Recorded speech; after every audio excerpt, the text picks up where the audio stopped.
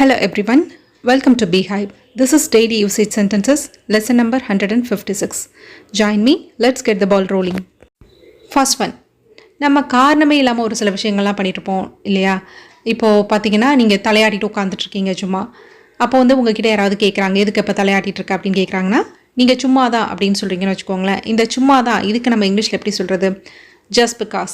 Just because அப்படின்னு நம்ம சொல்லிக்கலாம். ஜஸ்ட் பிகாஸுக்கு வேறு மீனிங்கும் இருக்குது. சும்மா தான் அப்படின்னு சொல்கிறதுக்கும் நம்ம ஜஸ்ட் பிகாஸ் சொல்லிக்கலாம்.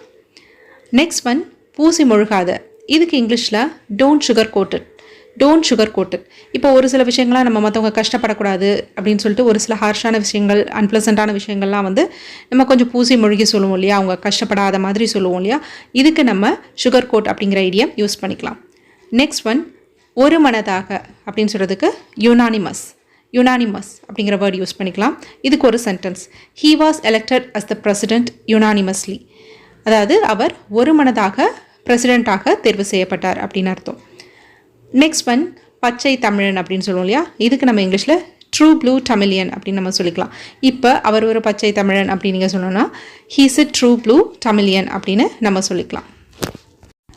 நெக்ஸ்ட் ஒன், சீம்பால். ஜென்ரலாக எல்லா மேமல்ஸ்லேருந்தும் கிடைக்கிற சீம்பாலுக்கு கொலாஸ்ட்ரம் அப்படி இல்லைனா ஃபர்ஸ்ட் மில்க் அப்படின்னு பேர். இப்போ நம்ம பசுக்கிட்டேருந்து கிடைக்கிற சீம்பாலுக்கு மட்டும் ஸ்பெசிஃபிக்காக சொல்லணும்னா போவைன் கொலாஸ்ட்ரம் அப்படி இல்லைனா கவ் கொலாஸ்ட்ரம் அப்படிலாம் ஃபர்ஸ்ட் மில்க் அப்படின்னு சொல்லிக்கலாம். இப்போ இதுக்கு ஒரு சென்டென்ஸ் பார்க்கலாம். I like the sweet my mom makes using cow colostrum or bovine colostrum. I like the sweet my mom makes using first milk அப்படின்னு நம்ம சொல்லிக்கலாம்.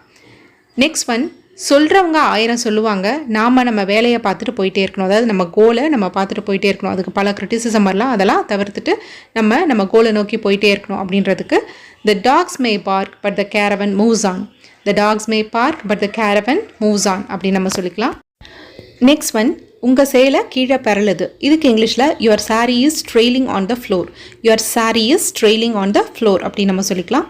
நெக்ஸ்ட் ஒன், மனசை தொட்டு சொல்கிறேன் அப்படின்னு சொல்கிறதுக்கு ஐ கிராஸ் மை ஹார்ட் அப்படிங்கிற சென்டென்ஸ் யூஸ் பண்ணிக்கலாம். நெக்ஸ்ட் ஒன், இதை பண்ணால் நீ வருத்தப்படுவ அப்படின்னு சொல்கிறதுக்கு if you do that you will be sorry அப்படின்னு சொல்லிக்கலாம். நெக்ஸ்ட் ஒன், அவள் காரியம் இல்லாமல் எதையும் பண்ண மாட்டா அப்படின்னு சொல்கிறதுக்கு she does nothing without a rhyme or reason அப்படின்னு நம்ம சொல்லிக்கலாம். இதை நம்ம she does nothing without a reason அப்படின்னு கூட சொல்லிக்கலாம். ரைம் ஆர் ரீசன் அப்படிங்கிறது ஒரு இடியம். நெக்ஸ்ட் ஒன், அவருக்கு சரியான பதிலடி கொடுத்தாரு அப்படின்னு சொல்கிறதுக்கு he gave him a fitting reply அப்படின்னு நம்ம சொல்லிக்கலாம். நெக்ஸ்ட் ஒன், நீ சொன்னது பழிக்கட்டும் அப்படின்னு நம்ம சொல்லுவோம் இல்லையா, இதுக்கு இங்கிலீஷில் from your lips to God's ears அப்படின்னு நம்ம சொல்லிக்கலாம். இதுக்கு நம்ம வேறு மாதிரி கூட சொல்லலாம். எப்படின்னு பார்த்தீங்கன்னா மே யுவர் வேர்ட்ஸ் கம் ட்ரூ அப்படின்னும் நம்ம சொல்லிக்கலாம். நெக்ஸ்ட் ஒன், துக்கம் அனுசரிக்கிறது அப்படின்னு சொல்லுவோம் இல்லையா, இதுக்கு இங்கிலீஷில் observing a period of mourning அப்படின்னு நம்ம சொல்லிக்கலாம். இதுக்கு ஒரு சென்டென்ஸ் பார்க்கலாம். The family is observing a period of mourning for the loss of the family member. The family is observing a period of mourning for the loss of the family member. அந்த குடும்பத்தில் ஒருத்தவங்களை இழந்ததுக்காக துக்கம் அனுசரிச்சிட்ருக்கு அப்படின்னு அர்த்தம். Next one, நம்ம இந்த movie கிளிப்பை வச்சு பார்க்கலாம்.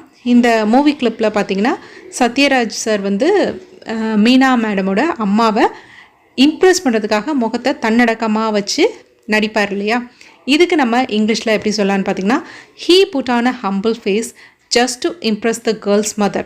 He put on a humble face just to impress the girl's mother அப்படின்னு நம்ம சொல்லிக்கலாம். Put on a humble face தான் தன்னடக்கமாக இருக்கிற மாதிரி நடிக்கிறது. That's it for today. Thanks for watching and do subscribe.